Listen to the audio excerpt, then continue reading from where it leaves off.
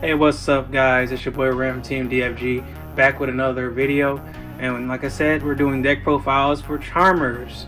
So, I've been working really hard on this for the last week or so. It's still budget. You see, it even comes with a main deck, extra deck, and a side deck. So some cards in here I don't use at all, and I will actually give you further budget options for those cards. But I've been testing it out for the last week or two. It's been working out pretty well for me. I think I've only lost one set so far.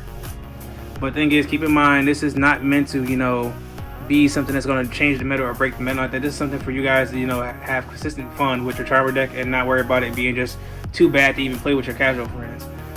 So far, in the matches I've played, I've beaten Sacred Beast, other Charmer decks and builds.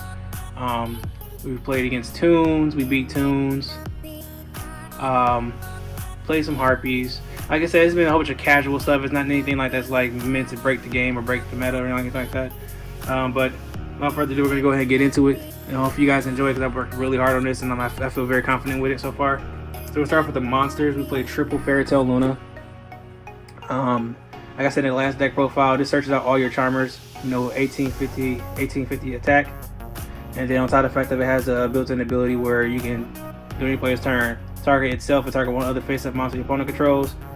Return both of them back to hand unless your opponent sends a monster with the same name from the main deck or the extra deck to negate its effect. So that's pretty cool. Then we play triple of the Earth Familiar Possessed. We don't use them for their effects, it's for their attacks and for their attributes. Plus their level 4s. So we're using them for their levels, their attack, and their attributes. Not their effects or anything like that. I'll explain further why I play certain ratios after I put down the other ones. I play triple of the Water Possessed. This is probably the best one for us right now. And then we play one of the Fire Possessed Hita. We play multiple of these because one, we play Pot Desires. Two, it's great synergy with the deck because we play the Awakened Possessed at 2. We play 2 Unpossessed, and we play 2 Possessed Partnerships, and along with 2 field spells, so everything synergizes with these cards, the ones that are 1850. That's why we play 10 of them. And also the field spell, I'll get to it. There's a combo with the field spell, I'll get to it later. So I'm just going to move these out of the way real quick. So we play 10 1850 monsters for synergy in the deck. They're not necessarily bricks, and I'm sure you why in a minute. Extenders, which are 1500 attack, 200 defense. The Inari Fire synergizes with the Hita and the field spell. Triple Gigabyte. This is part of our main combo. It synergizes with the Water Familiar Possessed. We play triple of Nefarious Archfiend, Eater of Nefariousness. Synergizes with the field spell. Synergizes with the Earth Charmer, well, Earth Possessed. You get where this is going. And then one spicy tech is a Silent Angler. Its effect is pretty much if you control a water monster, you can special summon this card from your hand, but you can special summon from your hand for the rest of the turn. So it's usually my last extender I keep in hand. I'll use all my other ones first if I have to, and then go into this. But we use the level 5 Earth, and we also play the Bahamut Shark build, which is very consistent right now for what my hands give me. So that's why we play those. The Fire is just, like I said, it's just another extender, and then we play the one Hita to use the field spell to return this to deck and add one of these to hand. So yeah, so we're playing 10 1850 beaters, 1850 spellcasters, and then we're playing 10 extenders to go with them. Then we're playing 2 Awakening of the Possessed, a Nefarious Eater. What he does is he can be special from your hand or deck by sending a spellcaster and a level 4 or lower Earth monster from your field to the graveyard. So that's why we play, we play the 10 spellcasters, and we play, the Earth extender, or in any case you might be able to, have any spellcaster and have the Earth extender to get into this play. But I'm thinking about putting this to 1. I'm gonna keep testing it though. But the main effects that you're concerned about is when it's special summon, you get to add, special summon from your graveyard 1 level 4 or lower monster. So that could be the ones you just used, another spellcaster so you can continue your plays, whatever case may be. And then when it's sent from the field to the graveyard, you can search for one of your possessed spell or trap cards. So I will show you later in the combo as to how we do things like that, and you know how the deck synergizes right now from what I built. And then for the last of the monsters, we literally just played the 3 effect villagers because that's what they gave us. So yeah. And there's also a combo you can possibly do where you use the extenders and effect veiler, where it's going to work on some of the effect veiler, special summon one of the extenders, link away into Haki Firebrax. Haki Firebrax will bring back, will bring another effect veiler from the deck. Link those into Celine. Celine will have 3 counters, remove 3 counters to special summon a spellcaster from your graveyard or from your hand, and then you have a easy link 4. And then if you have any other cards like any level 4 extenders or whatever, you bring back the spellcaster, you can go further from there. So there's tons of ways to play this deck, but I'm trying to keep it as simple and clean as possible without any added breaks or anything like that. But moving on to the spells, we play, take out the screen, we play Triple Pot Desires, play multiples of everything, so drawing 2 is pretty good in this deck. Spirit Charmers, because the whole entire deck synergizes around this card, because you're able to add 1 card to hand and set 1 card, so you get 2 cards that have Familiar, Possessed, Charmers, or Possessed in their names. So that allows you to get, possibly, a possessed monster, a spellcaster if you need one, and one of your spells or traps to your hand, or set one of your spells and traps so it get your play started. So that's pretty cool. Then we play double of the Awakened Possessed. This card is really good when you're late into the game and you have your board set up pretty much. All your monsters gain 300 attack for each different attribute. So you already see we play Earth, Water, and Fire. So that's already 900 attack boost for every monster you control if you have your board set up properly. And on top of the fact of your Familiar Possessed, which we don't care about the charms, we don't play the Charmers. Your Familiar Possessed can't be short by card effects. On top of the fact of if you normal summon a special main spellcaster with 1850 original attack, you get to draw 1 card, which we do that a lot. So this card comes in pretty nice. So you see, as we have a bunch of draw power and extenders, and the Pot of Desires, Spirit Charmers, and Awakening of Possessed. Like, oh, but what about you? Maybe you don't want to play this Awakening of Possessed. Well, if you play the Spirit Charmers, get you a possessed, or a familiar, and then you set this, you're already drawing a card to get your money back off of it pretty much. So try it out, guys. I'm telling you, the Awakening is pretty good. It is pretty good. So I'm just gonna clear these out the way so we can put down more spells. Then we play double Grand Spiritual Art, Ichirin, and 1 Terraforming. This field spell is pretty solid. It helps unbrick hands when you need it the most. But what is best effect, I believe, is I believe its best effect is the Shuffle Back Search. I think the first effect is pretty good too, where if you control a spellcaster with 1500 defense, it will negate your opponent's first monster effect that attempts to resolve. So that is pretty good. So if you slap down one of your spellcasters and keep it on the board while you do your plays, whatever, you can possibly negate it in Nibiru, Ash Blossom, etc. when your plays are starting. So that's pretty good. But I love its second effect better, where you can reveal a spellcaster in your hand. You can then search for a 1500 attack, 200 defense monster in your deck with the same attribute, add it to the hand, and shuffle back the spellcaster. So that's what I was telling you guys about. Sorry if I get here. Sorry if it's a little cluttery.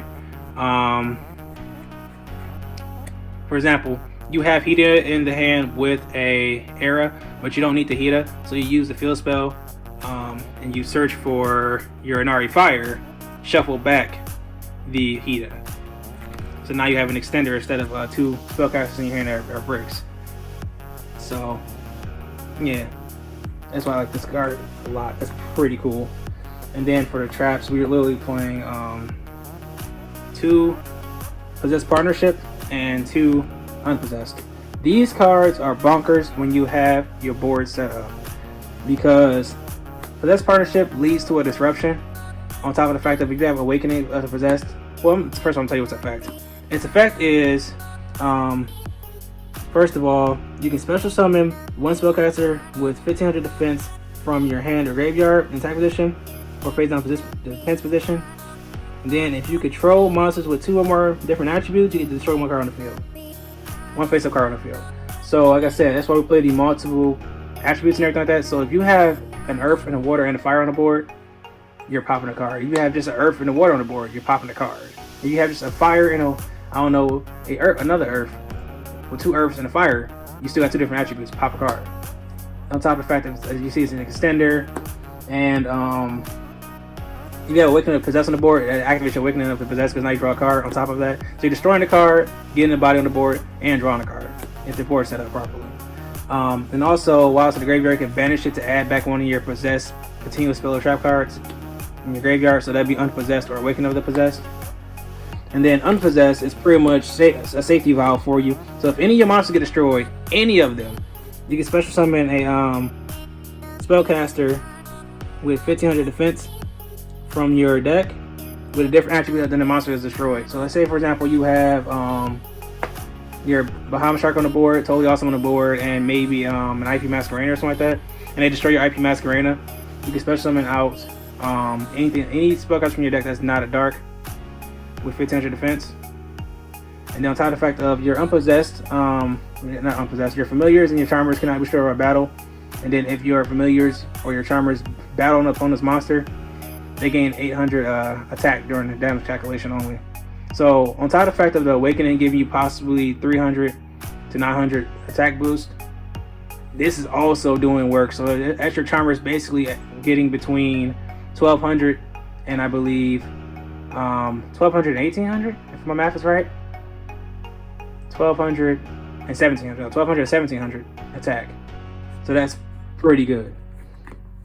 So that's it for the main deck. That's 40 cards. Like I said, the ratios ain't perfect like that. If you guys have better ideas, just let me know. This is my part I'm kind of going to enjoy personally. The extra deck. So Exceeds, 2 Totally Awesomes. Abyss Dweller, double Bahamut Shark for the Totally Awesomes. 2 waters, 2 level 4 waters. Detach, some Uatoad. Castell, Laguska, Arc, Tornado Dragon. Literally, this is a rank 4 toolbox. This deck can use the heck out of rank 4s. Utility out the wazoo. So this is just what I play. You can personally put in, Utopia package. You can put in what's the name, the Garrus or whatever, the one that attaches to get a special summon monster or draw cards, whatever case may be. You can put that in here. Any level 4 or any rank 4 you want that requires to be met in here, you can play it. But I play these just to show an example of, yeah, you don't have to break the bank. This deck is going to be pretty solid with just this alone. Like, if you want to get more creative and put more stuff in there, that's fine. It's up to you. But this is like, literally, I'm just showing you, like, this is mainly what I go into. This is what mainly my bread and butter right here. And then cards, like I said, I was given options for, but I don't necessarily play them myself. I have Hockey Fireworks in here, but I don't use it. It's just, when I had the idea, I was going to try it out, but I decided, So this is just a space. You can do whatever you want with this. IP is just a link to it you can use on your opponent's turn. It's pretty solid. There is a budget option for this. I think this was in Megatins, or I think it was, yeah, Megatins. Or the Premium Gold. It wasn't a Premium Gold. I think it was one the Megatins, the Gold Sarks. So this was in there. Phoenix, why are you not playing that Nightmare package? You can even put Cerberus in here if you want to. These are all budget options now. So even if you take this out and put in Cerberus, you have Nightmare, Cerberus, Phoenix, and Unicorn for utility. Access Code Talker, I don't really go into this, to be honest. But if you want to play a Link 4 and that's not expensive, play Borolo Dragon for getting over problem boards or problem monsters, or you can play Boral Sword Dragon for OTK potential. So me personally, I'll probably go for the Boral Sword in some cases, but truth be told, if you have your board set up with the Awakening, the Unpossessed, etc., you're probably going to just kill your opponent with like literally four monsters from your main deck and call it a day. Truth be told. And then we play the Appaloosa. This is also budget. This was in the 10s, I believe. Either it was in the 10s or it was in Maximum Gold. So it was in one of those two. The point is, this is very budget as well. So like these are cards, like I said, I don't use these as much. I'm more so using my Exceeds and stuff, but that's up to you guys' discretion. And I'm still using my extra deck, my side deck built from the structure deck.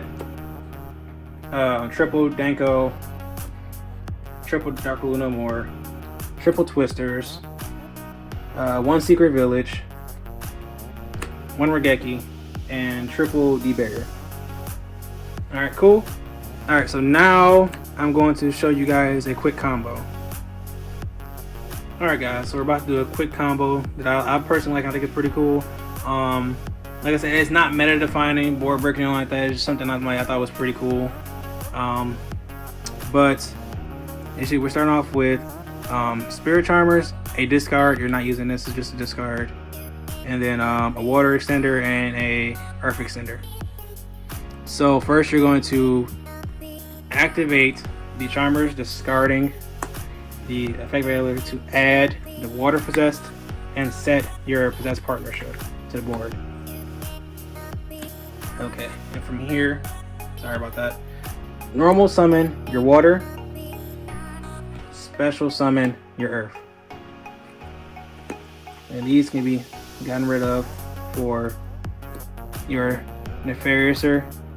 Using Nefarious' effect to bring back the Water. And then from here, you can special summon your Jacobite, your Water Extender, overlay into your Bahamut Shark. Use Bahamut Shark's effect, detaching your Possessed. Remember that is very important. Detach your Possessed, special summon your Toad. So now, during your opponent's turn, you have one negate and a disruption, because you will be able to special back out your Possessed and destroy one card on the field, because you already have two different attributes, Water and Earth. And then on their end phase, when they're passing turn, you can use your Nefarious in graveyard to destroy one special summon monster, or destroy one monster on your side of the field, which you're going to destroy your Nefarious. And then you will be able to search for an unpossessed card to your hand. So you will have a negate going back to your turn. You will have a negate if you didn't use it. If you did use it, you can just literally add back itself, or whatever case may be, any water that you have in your graveyard. But in this case, you would probably just add itself back to the extra deck.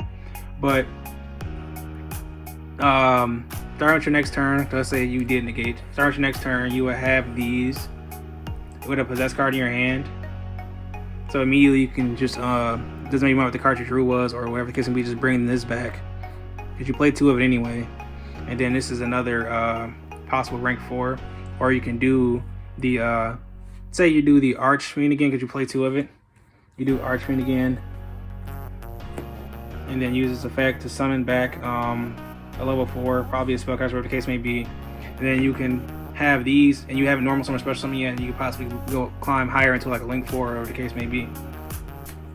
But that was a quick combo I want to show you guys. And also there's another option I forgot to mention before, where if you guys want and you don't want to spend too much money, but you do want to play with one of those cool cards that you always try to figure out what deck you can play it in, you also can play the Dragoon package. This is something I don't really play myself though in this deck, because I'm really trying to make it as consistent as possible. But you can just use the two monsters you summon, the Spellcaster and the Charmer, the Spellcaster and the Extender, whatever, just to go into a Predator Plant, to go into a Dragoon if you want to keep it that simple.